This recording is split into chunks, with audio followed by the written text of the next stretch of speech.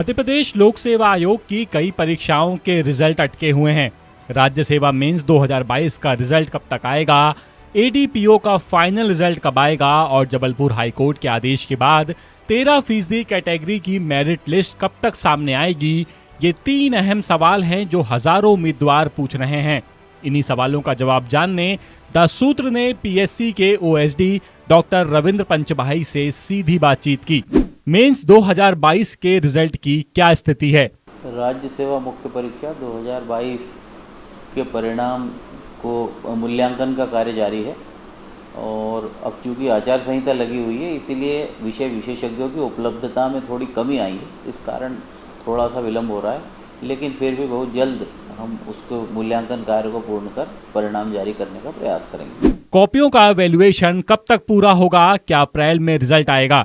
हम ऐसी आशा कर सकते हैं कि अप्रैल माह में ये कंप्लीट हो जाएगा और उसके अभी चूँकि मूल्यांकनकर्ताओं की कमी है आज चुनाव निर्वाचन आचार संहिता के कारण, संभवतः हम बहुत जल्दी इसका जो है वो मूल्यांकन कार्य पूर्ण कर लेंगे। फिर भी उम्मीदवार रिजल्ट की उम्मीद कब तक करें? वही हमने आपसे कहा है कि मूल्यांकन कार्य के लिए अभी उपलब्धता कमी हो रही है और जल्दी ही इसका मूल्यांकन कार्य पूर्ण करने के पश्चात परीक्षा परिणाम घोषित किया जा सकता है। मेंस 2022 के इंटरव्यू कब तक होंगे? वो तो अभी समय है, अभी तो उसके बाद में जैसे ही परीक्षा परिणाम मुख्य परीक्षा का घोषित होगा उसके बाद में अभिलेख जमा करने के लिए तिथि दी जाएगी, उसके पश्चात फिर इंटरव्यू या साक्षात्कार का उसका कार्यक्रम घोषित किया जाएगा। एडीपीओ का फाइनल रिजल्ट कब तक आएगा, क्योंकि इंटरव्यू हो चुके हैं? एडीपीओ का परीक्षा परिणाम घोषित चयन परिणाम घोषित किए जाने के लिए प्रयास किए जा रहे हैं और उसका भी बहुत जल्द हम घोषित कर पाएंगे। क्या चुनाव आयोग से मंजूरी के लिए रुके हुए हैं?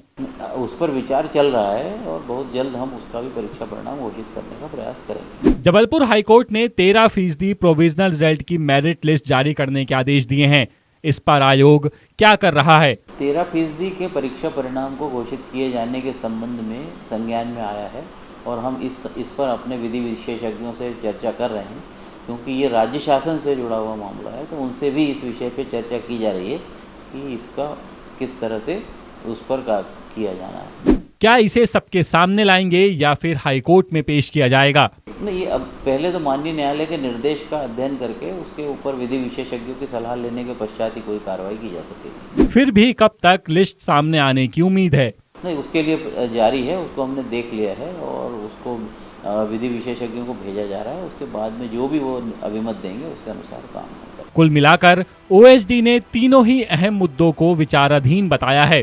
परीक्षा लेने में भले ही आयोग ने जल्दबाजी की और मांग के बाद भी तारीख नहीं बढ़ाई, लेकिन अब रिजल्ट देने में लंबा समय लगा रहा है।